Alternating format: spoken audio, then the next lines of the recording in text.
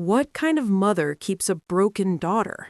That was the first thing my ex-husband said when he saw me in the hospital waiting room.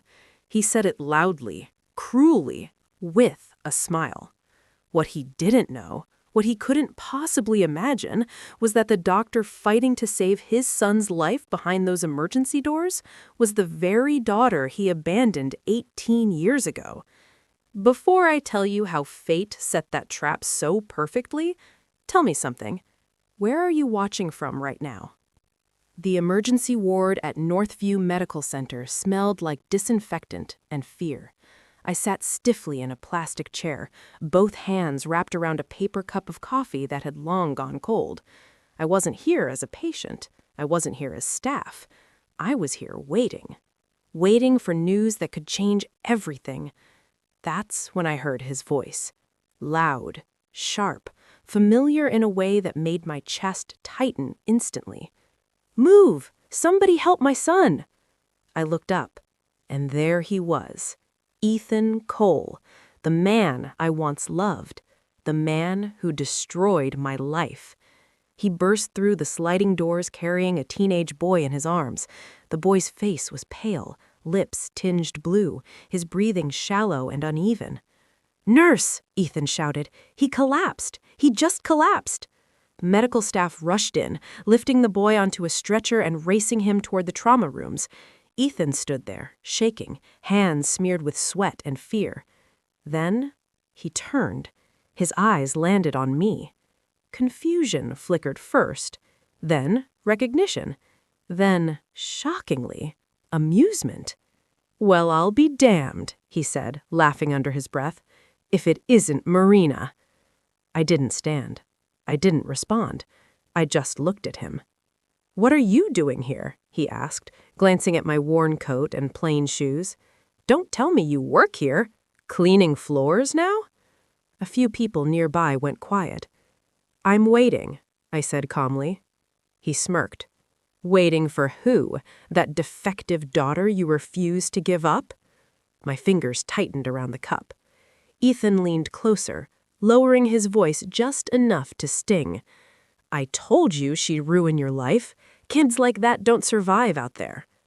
I felt something then, but it wasn't pain. It was certainty, because life has a way of letting cruel people finish speaking before it answers them. But to understand why his words no longer controlled me, you need to know how everything began. 18 years earlier, I was a different woman. I was 26, working as an administrative assistant, living a quiet, ordinary life. I wasn't ambitious, I was hopeful. Then Ethan walked into my life. Confident, well-dressed, always talking about success and image and legacy. He made me feel chosen. We married quickly. Too quickly. At first, he was charming, attentive, proud to show me off. Then I got pregnant.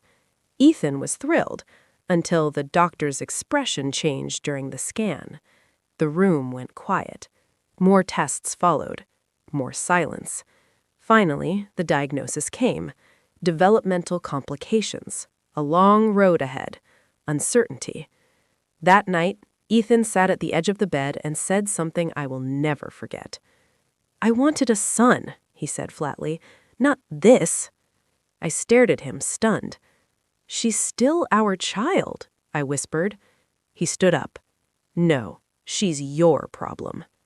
From that moment on, my daughter became invisible to him, and I realized the truth too late. I hadn't married a man. I had married a mirror that only loved its own reflection. Some men don't leave quietly. They leave scars instead. The delivery room was silent, except for the steady beeping of the monitor. I lay there, exhausted, trembling, my entire body aching, but my eyes were fixed on the tiny bundle in the nurse's arms. "She's beautiful," the nurse said gently. I smiled through tears. My daughter. My heart. Ethan stood near the window, arms crossed, jaw tight. He didn't come closer. He didn't look at her. Not once. "Do you want to hold her?" the nurse asked him. He didn't answer. I turned my head toward him. Ethan, this is our child. He finally looked, just briefly, long enough to see her small fingers curl, her chest rise and fall. Then his face hardened. No, he said coldly. That's not what I signed up for. The nurse froze. What do you mean? I whispered. He walked toward the bed, lowering his voice so only I could hear. You heard the doctors. Years of care. Therapy. Expenses. People staring. I won't live like that. My heart pounded. She's not a burden. She's a baby. She's a problem, he snapped, and problems destroy reputations. I felt like the room was tilting. You can't be serious, I said. She's your daughter. He straightened his jacket. You have two choices. The words landed like knives. Give her up, he said. Put her somewhere. A facility. Adoption. I don't care.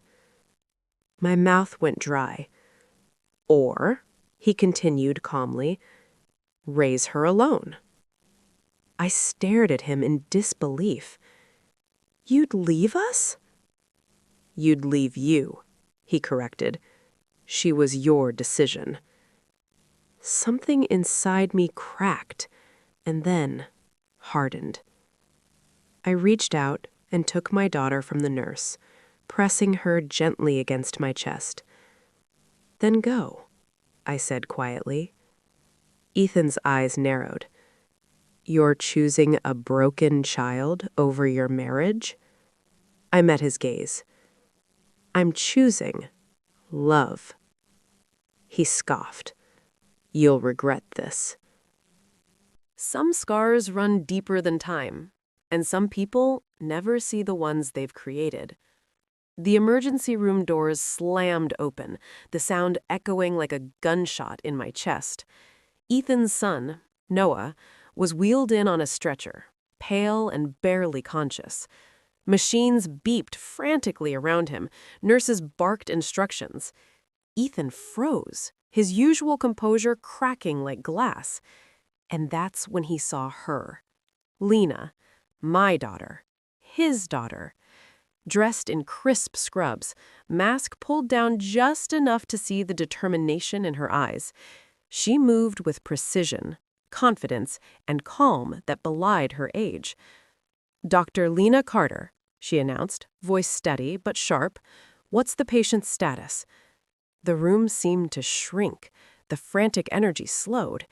Even the beeping monitors couldn't compete with the gravity of that moment. Ethan's mouth opened, then closed, opened again. He couldn't speak. Dad? I whispered under my breath, though I wasn't sure if he even heard me. He took a hesitant step forward. Lena? Her gaze flicked to him.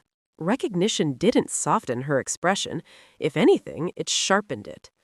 Sir, step back. Your son needs me to focus. Personal matters can wait. Ethan's face went pale. He realized something he'd never imagined. The little girl he left behind had grown into a force he couldn't ignore. Hours passed like a nightmare. Lena's hands moved with surgical precision.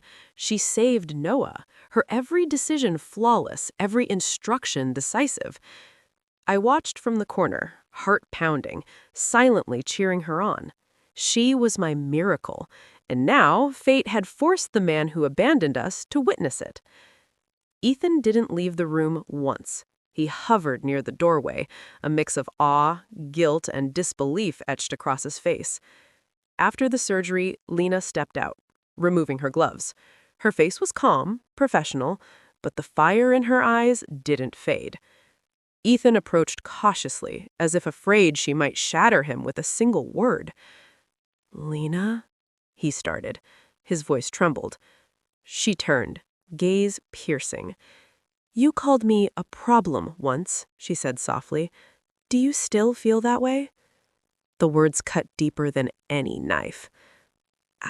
I... he faltered. He didn't know what to say.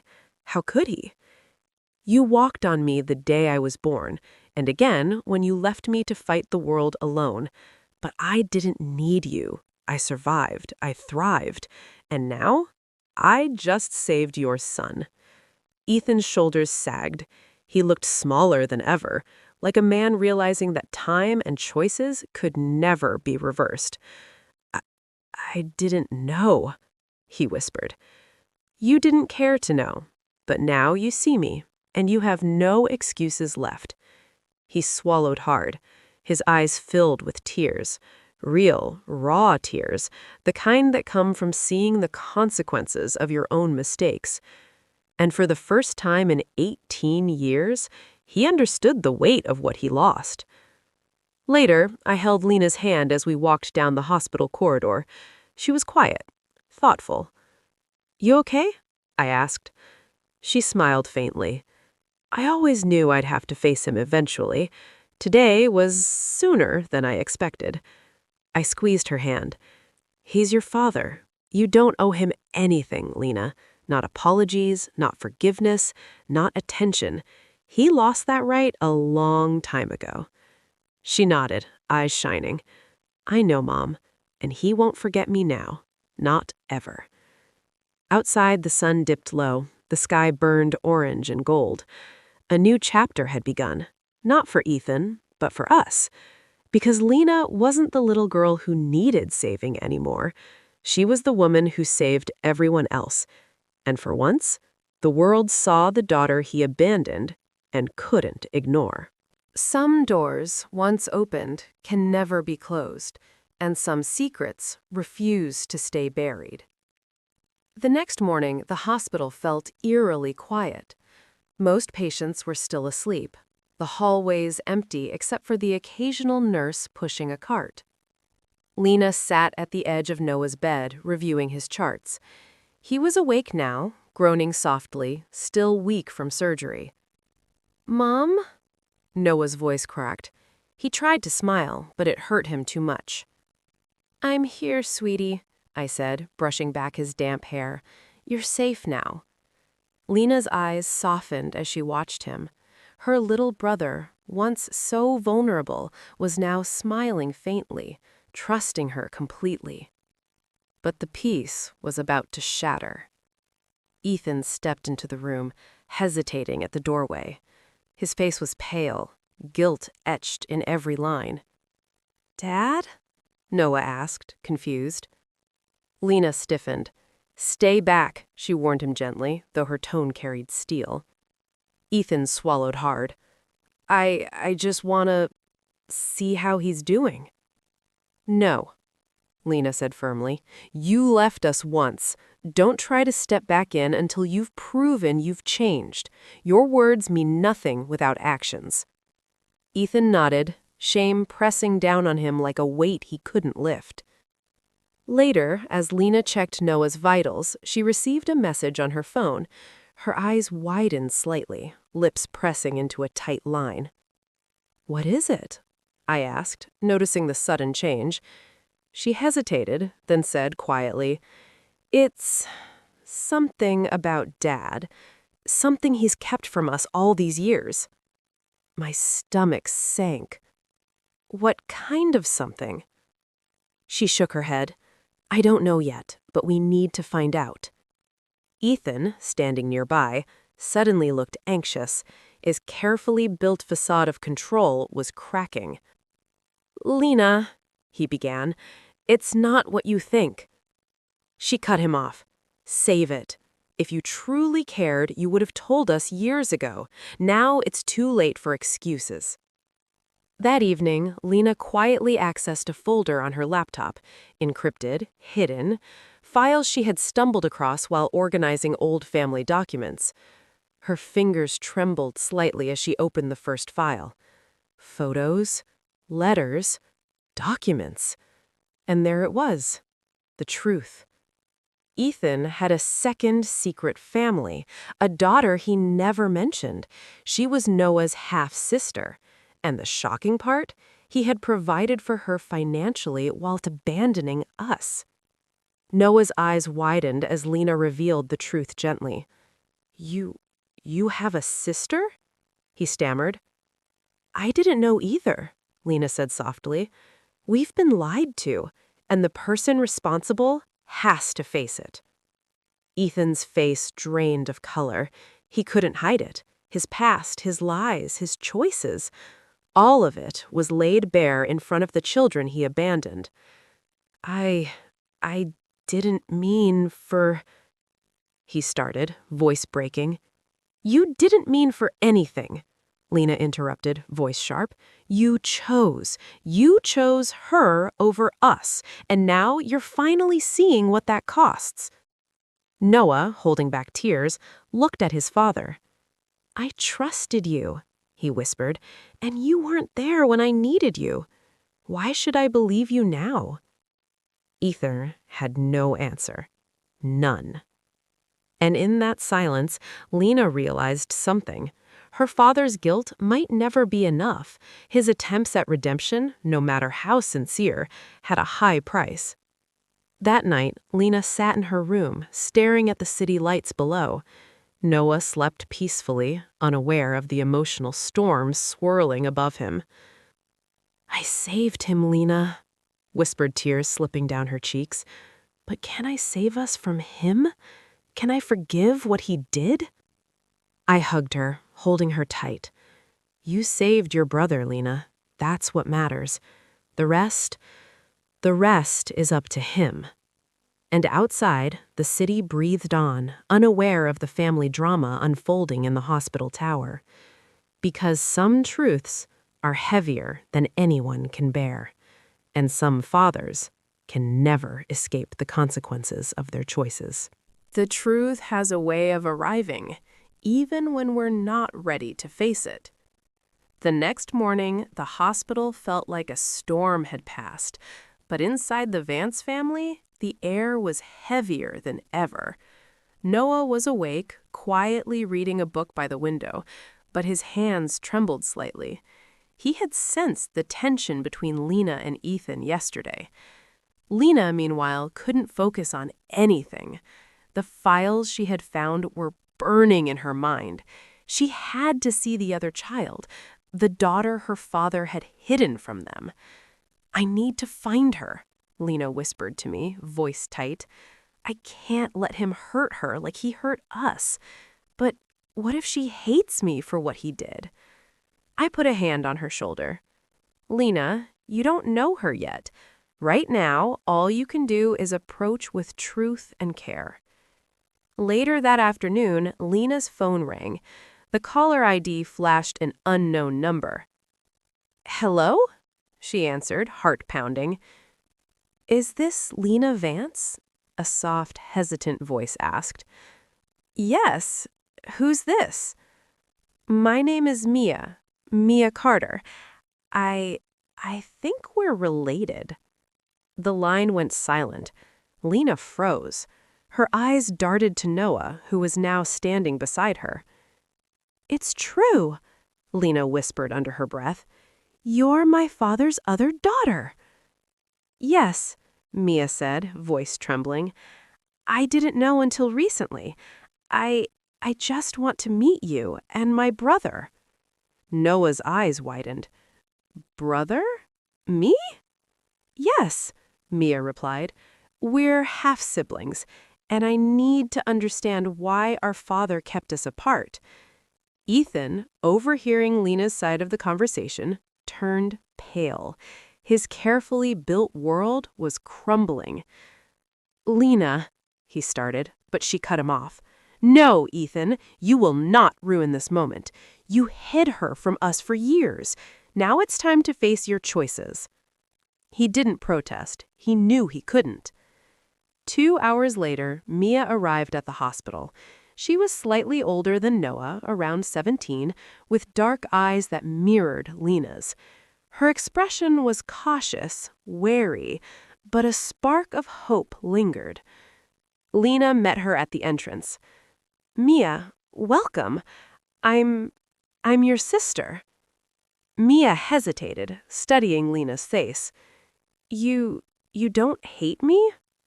No, Lena said firmly. You're not the one who hurt us. That was him. Noah stepped forward, shy but curious. Hi, I'm Noah, he said softly. Mia's eyes widened.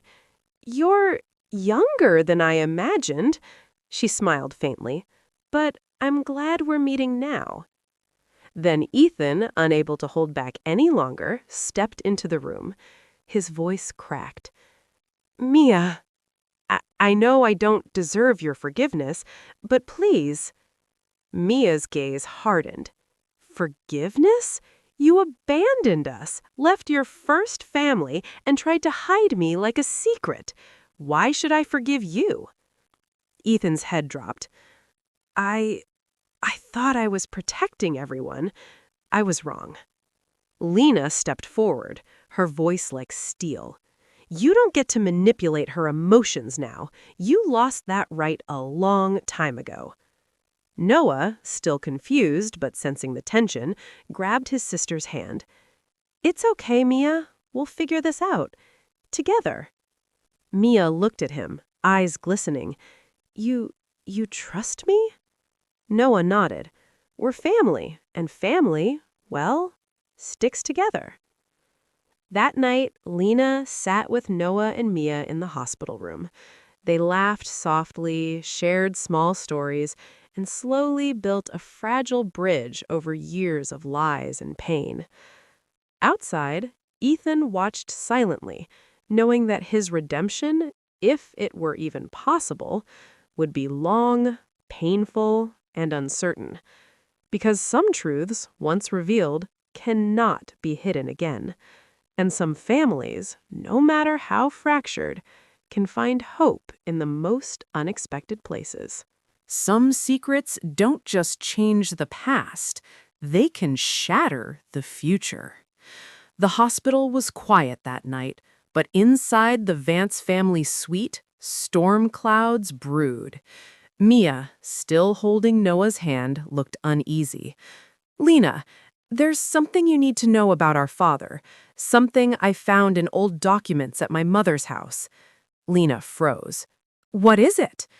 Mia took a deep breath. He was involved in a business deal gone wrong, and he didn't just abandon me.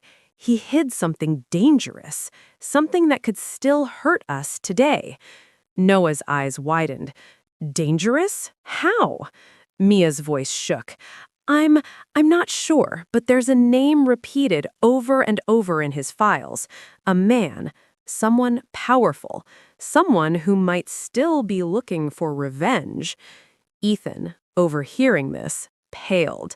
His carefully hidden past was unraveling. No, you don't understand, he shouted. I tried to protect you all from him. Lena's glare was sharp as a blade. Protect us? By lying and hiding a sibling? By risking our lives? You've done nothing but hurt us. Noah squeezed Mia's hand. It's okay. We'll handle this. Together. Mia nodded slowly, though fear lingered in her eyes. I just don't know who to trust anymore. Not him, not anyone. Suddenly, the hospital door burst open. A man in a dark suit appeared, his expression cold, calculating. Lena Vance, Noah Vance, Mia Carter. His voice cut through the tension like a knife. Your father's debts, they're not done, and now you'll pay for them. Noah instinctively stepped in front of Mia. Who are you? The man smirked. Someone your father wronged, and someone who won't forgive easily. Lena's heart raced. She looked at Ethan, whose face had drained of all color. You knew about this, didn't you? Ethan didn't answer. His silence spoke louder than words. The man advanced slowly, menacingly. Step aside, or things will get messy. Mia gripped Noah's hand tightly. Lena, we need a plan. Lena's mind raced. This was bigger than family drama now. This was survival. And one question burned hotter than any fear. Would they escape? Or would the sins of the past finally catch up to them and destroy everything? The door slammed shut, but the danger didn't stay outside. The security office door crashed closed behind them, and Lena twisted the lock with shaking hands. For a split second, there was silence. Then, bang, the door rattled violently. "He's here," Mia whispered, her voice barely holding together. Noah backed toward the wall, chest rising fast. "Lena, tell me this door can hold." Lena swallowed. "It's reinforced, but not forever." Another Udar, harder this time. Bang! Inside the cramped office, flashing monitors showed every hallway of the hospital. Red lights blinked, alarms muted. No one had heard them yet. Mia's knees gave out, and she slid into the chair, clutching her chest.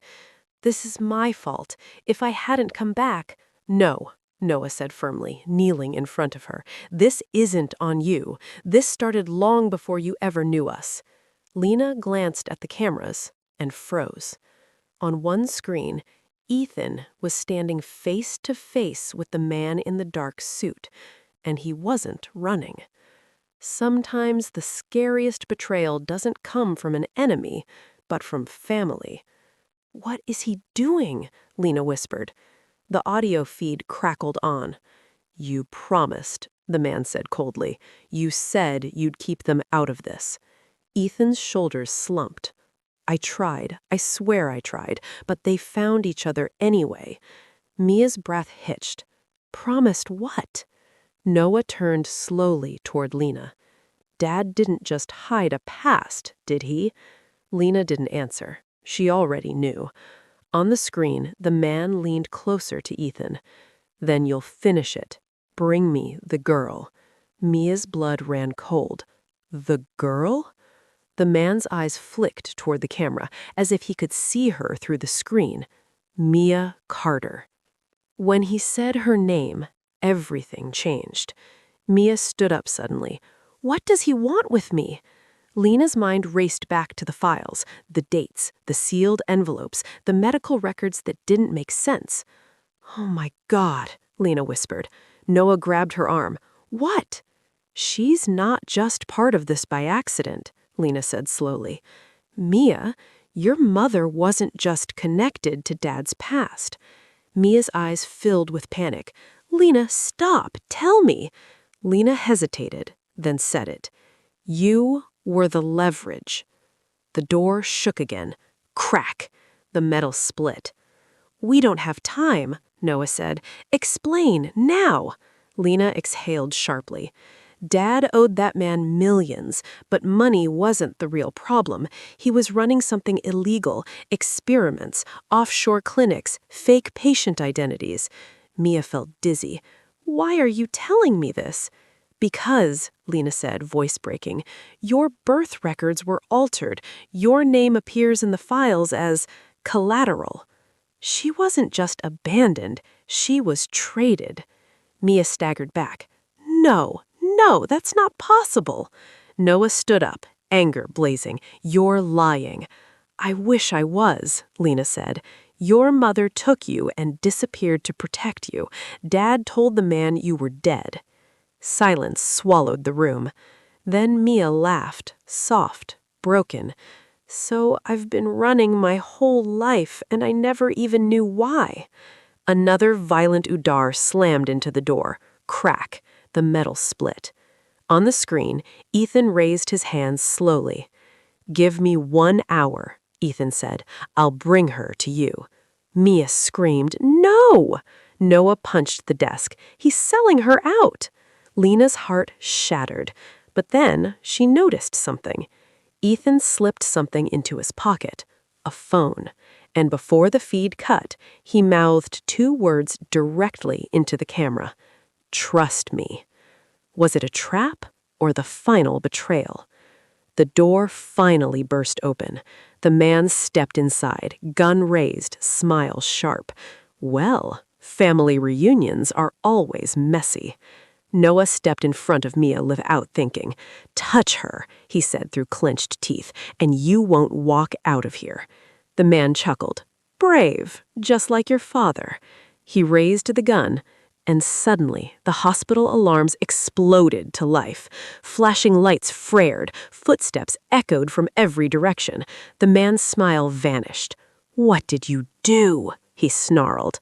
Lena's phone buzzed in her pocket. A message from an unknown number. Ethan, run. I bought you 3 minutes. Lena looked at Noah, at Mia. This ends tonight, she said, and they ran. They thought running would save them, but the truth was already chasing them. The stairwell doors burst open as Lena, Noah, and Mia sprinted downward, alarms screaming overhead. Red lights painted the walls like warning signs from hell. Left! Lena shouted, pulling Mia just as heavy footsteps thundered behind them. Security guards were flooding the halls, but not all of them were there to help. Noah glanced back and froze. That's not hospital security, he said. Those are his men. When help looks like danger, you know you're truly alone. They reached the parking level, lungs burning. Cars screeched as patients and staff fled in chaos. Where are we going? Mia gasped. Lena stopped beside a black SUV, hands shaking as she unlocked it. Ethan told me years ago, if anything ever happened, this car stays fueled. Noah stared at her. You knew this could happen? I prayed it never would, Lena replied, starting the engine. Tires screamed as they sped out of the garage, just as a black sedan roared after them. Mia clutched the seat, heart pounding. Why won't you tell me everything? Lena's jaw tightened. Because once you hear it, you can't unhear it. Noah snapped. Lena, this is her life. Silence stretched. Then Lena spoke. That man's name is Victor Hale, she said, and he doesn't collect money. Some people don't want payment, they want ownership. The SUV swerved onto a dark service road. The sedan stayed close. Victor Hale built his empire on illegal medical trials, testing procedures that were banned everywhere else. He needed a subject, someone genetically compatible, rare markers, perfect resilience. Mia's breath hitched. You're saying... Yes, Lena said softly. You weren't collateral by accident. You were selected before you were born. Mia felt like the air had been ripped from her lungs. My mother, she whispered. She found out. That's why she ran. That's why she changed your name. And that's why Victor never stopped looking. The sedan closed in. Noah leaned out and fired a warning shot from the flare gun he grabbed earlier, forcing the car to slow. You're saying my entire life was a hunt, Mia said, voice shaking, and you all knew? Lena's eyes filled with tears. We thought we buried it.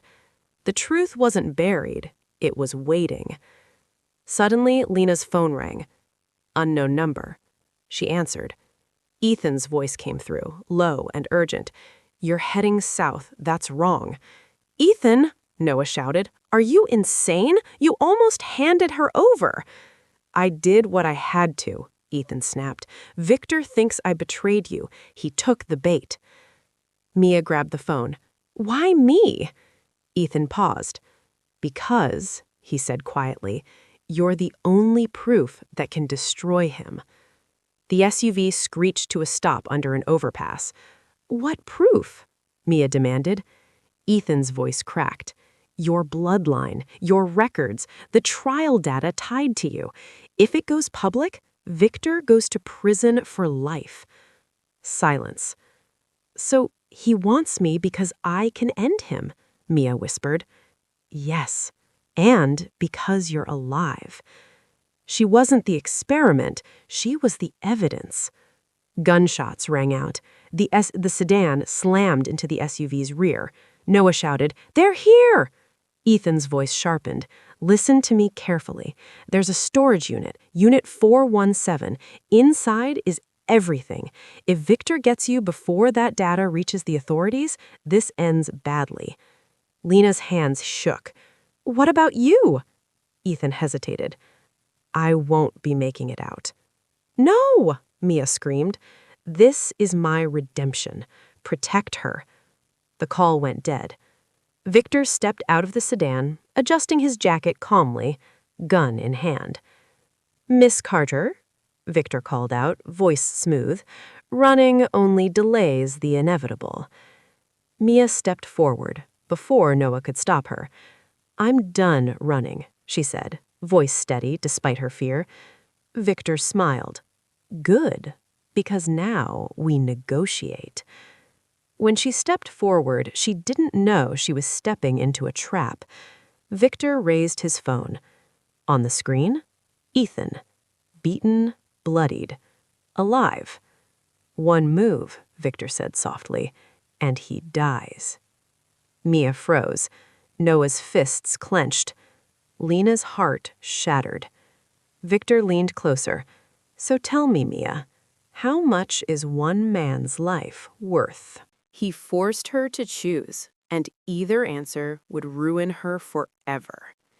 Mia stared at the phone in Victor Hale's hand. Ethan's face filled the screen. Blood on his lip, one eye swollen shut, breathing shallow but steady. Alive. Barely. "One word from you," Victor said calmly, and he walks away. Noah stepped forward. "Don't listen to him!" Victor raised the gun slightly. Noah stopped. Victor warned, "one hero at a time." Power isn't loud, it's quiet and patient. Mia's chest tightened. "What do you want?" Victor smiled, pleased. "Voluntary surrender. No noise, no data leaks. You come with me, and Ethan lives." Lena shook her head violently. "Mia, no, he's lying." Victor sighed. "Am I?" He tapped his phone. The camera angle shifted. Ethan was tied to a chair. Behind him, a digital timer blinked red. 2:31, 2:30. Mia gasped. "He's already dying. You're just deciding how." When the clock starts ticking, morality becomes a luxury. Noah grabbed Mia's arm. "Listen to me. If you go with him, you disappear. Forever." Mia whispered, "And if I don't, Ethan dies." Victor leaned in. Such a heavy burden for someone so young. Mia pulled her arm free. "I'll go."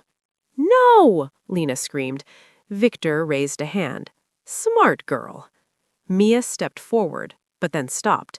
"One condition," she said. Victor tilted his head. "I'm listening." "You release Ethan now. I see him walk free." Victor chuckled. "Negotiating already?" "I learned from the best," she replied coldly. Victor studied her for a long moment, then smiled wider. "You really are her daughter." He tapped his phone again. The restraints loosened. Ethan collapsed forward, but guards lifted him, cutting the ropes. The timer stopped. She won the moment, but lost the war. Victor gestured toward the sedan. "After you." Mia took one last look at Noah and Lena. "I'm sorry," she whispered. Noah's eyes burned. "This isn't over." Victor smirked. "For you, it is." The sedan doors closed, and just like that, Mia was gone. The moment the car vanished into the night, Lena collapsed to her knees. "I failed her," she sobbed. Noah stared down the road, jaw tight. "No, she bought us time." Lena looked up. "Time for what?" Noah pulled something from his jacket. A tiny flash drive. "He didn't take everything," Noah said quietly. "Victor stole the girl, but missed the weapon." Inside the sedan, Mia sat silently, hands folded, heart racing. Victor watched her through the mirror. "You're remarkably calm." "I'm not calm. I'm counting." "Counting what?" "Your mistakes." Victor laughed. "Confidence suits you." Mia looked out the window. "You know something you missed?" Victor raised an eyebrow. "My brother." The car suddenly swerved. Tires screeched. Victor cursed, "What the hell?" And a truck slammed into the sedan's side, spinning it violently.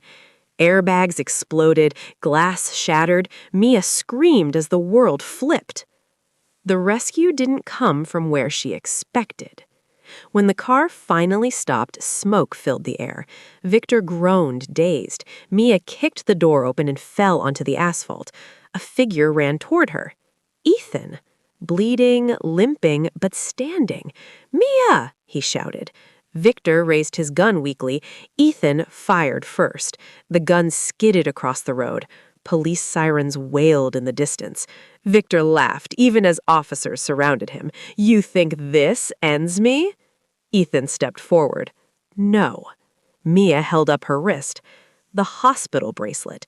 Embedded inside it, barely visible, was a data chip.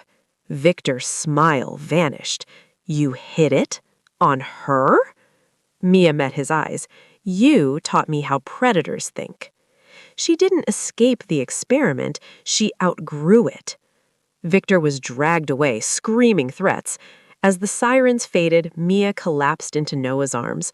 "I thought you lost me." Noah shook his head. "You saved us." Ethan leaned against the truck, exhausted. "This goes public now." Lena wiped her tears. "And when it does?" Ethan looked at Mia. "Everything changes." But as police lights painted the road red and blue, a man watched from a distant hill. On his phone, a message sent successfully. Phase 2 confirmed. He smiled. They thought surviving the night meant they were safe. They were wrong. By morning, Mia's face was everywhere. News channels replayed the crash footage on loop. Headlines screamed words that twisted reality into something ugly. Whistleblower daughter linked to violent incident. Questions raised about family's role in clinic chaos. Mia sat on the edge of the motel room, staring at the screen. "That's not what happened," she whispered. Noah turned the TV off. "It doesn't matter. They're controlling the narrative now." When the truth threatens power, the truth becomes the enemy. Ethan paced the room, clutching his ribs. Victor wanted this. Chaos buys him time. Lena checked her phone, face pale. "We have a bigger problem." She turned the screen toward them. "Arrest warrant issued. Mia Carter. Questioning required." Mia's breath caught. "They're arresting me?" "For protective custody, which means isolation." Silence fell. Then Ethan spoke. "If they take her, they buried the chip." Mia looked down at her wrist.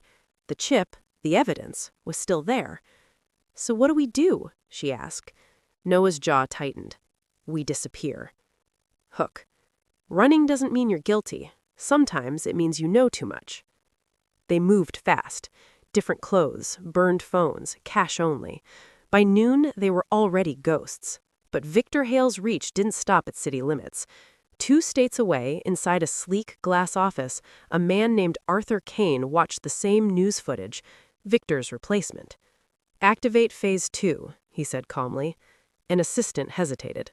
"Sir, the daughter is a minor." Arthur didn't look up. So was the last liability. The monster didn't die. It evolved. That night, Mia couldn't sleep. Every shadow felt alive. Every sound felt watched. She stepped outside the motel room, needing air, and froze. A man stood near the parking lot, watching. Mia backed away slowly, but he raised both hands. "Easy," he said. "I'm not with them." "Then who are you?" she demanded. He stepped into the light. A badge. "I'm Agent Lucas Reed, Internal Affairs." Noah rushed out, gun raised. "How did you find us?" Lucas exhaled. "Because someone inside the system doesn't want you silenced. Help from the system is dangerous, but refusing it can be fatal." Inside the room, Lucas laid it out. Victor wasn't the top, he was a middleman. Summit was just one node. Lena swallowed. "How big is this?" Lucas met her eyes. "National." Mia's stomach dropped. "And the chip?" Noah asked. Lucas nodded. "It's the key, but if you upload it wrong, they'll erase it. And you." Ethan frowned. "So what's the plan?" Lucas leaned in.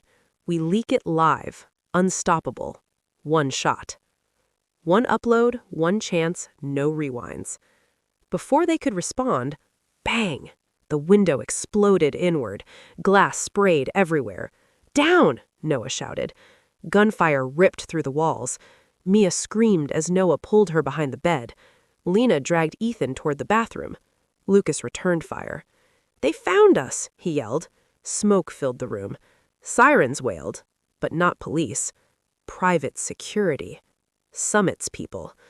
When the law doesn't come, it's because it was paid not to.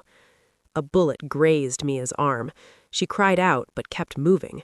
"Bathroom window!" Noah shouted. They burst through as the door splintered behind them. Mia stumbled, blood slick on her sleeve. Ethan grabbed her. "You okay?"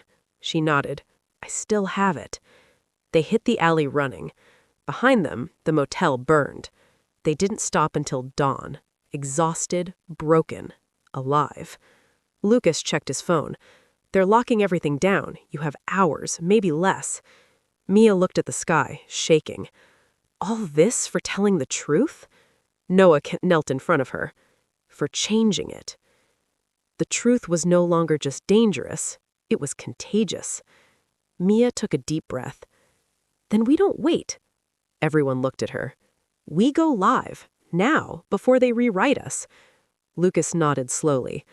"Once it starts, there's no stopping it." Mia raised her wrist. "Do it." Far away, Arthur Kane's phone buzzed. He glanced at the alert. Unauthorized data stream initiated. His smile faded. "Find them, and make sure there's no Part 11. The moment the truth went public, there was no way to put it back in the dark. Mia's finger hovered above the screen. One tap. That was all it took.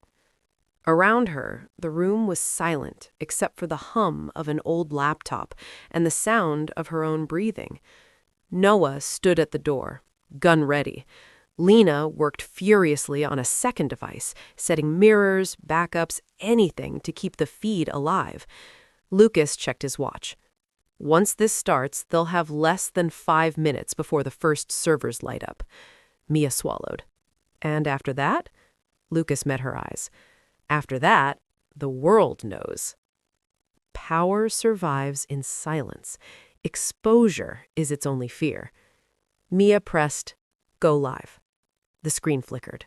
Then, millions of eyes opened. At first it was chaos. Comment counters exploded, notifications stacked so fast they blurred. Is this real? Who is she? Someone stop this. Mia's face appeared on screen. Tired, bruised, bleeding, but unbroken. "My name is Mia Carter," she said, voice shaking but clear. "I was blamed for something I didn't do. My family was threatened, and this," she raised her wrist, "is why." Lena nodded. Upload started. The evidence wasn't leaked. It detonated. Documents flooded the screen. Emails, video clips, voice recordings, executives discussing payouts, threats, cover-ups, orders to silence employees, even children. Names appeared, dates, amounts. Across the country, phones buzzed. Across the world, screens lit up.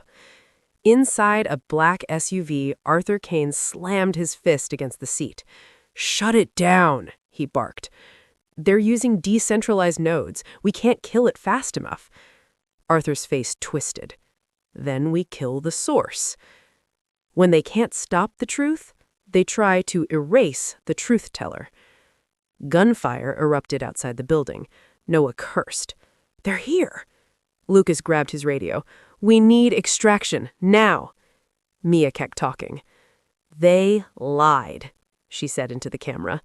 "They framed innocent workers. They threatened families, and they thought fear would keep us quiet." The door shook under a heavy impact. "Noah!" Lena yelled. "Hold on," he shouted back. The broadcast continued, even as the walls came down. Suddenly, a voice joined the stream. Not Mia's. Older. Female. Calm. My name is Evelyn Ross, former board member of Summit Health. Everyone froze. Lena's eyes went wide. That's impossible. She vanished years ago. Evelyn's face appeared beside Mia's on screen. I stayed silent once, and it destroyed people. I won't do that again. She looked straight into the camera. Everything Mia Carter is saying is true. They didn't expect a second whistleblower, especially one they buried. Outside, the gunfire stopped. Sirens replaced it. Real ones. Police, federal units, media vans. Arthur Kane's phone buzzed again. Federal warrant issued. Arthur Kane. He stared at the screen. For the first time, fear cracked through his composure. Back inside, Mia's legs gave out. Noah caught her. You did it, he whispered. No, she said weakly. We did. Lucas checked his radio, stunned. Orders just changed. Summit assets frozen. Board detained. Lena laughed through tears. They're eating each other alive. The system didn't collapse quietly. It devoured itself. The live stream hit its peak, over 20 million viewers. And then, Mia looked into the camera one last time. This isn't about revenge. It's about truth, and the truth doesn't belong to the powerful. It belongs to everyone. She reached forward and ended the stream. Hours later, dawn broke. Mia sat on the curb outside a federal building, wrapped in a blanket. Her arm was bandaged, her face exhausted. Lucas approached. You're safe now. All of you are. Mia stared at the rising sun. Is it really over? Lucas hesitated. For them, he said. Yes. For you, he smiled softly. It's just beginning. Across the city, Arthur Kane was led away in handcuffs. Reporters shouted questions.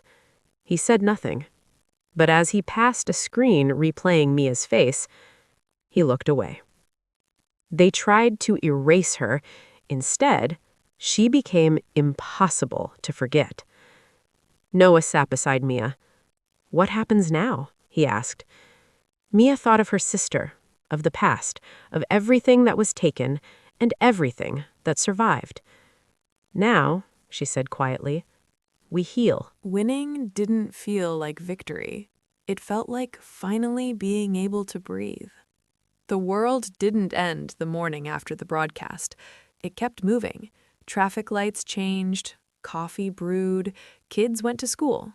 But for Mia Carter, everything had shifted. Quietly, permanently. She woke up in a small, borrowed apartment overlooking the city. No guards, no sirens, no cameras pointed at her face.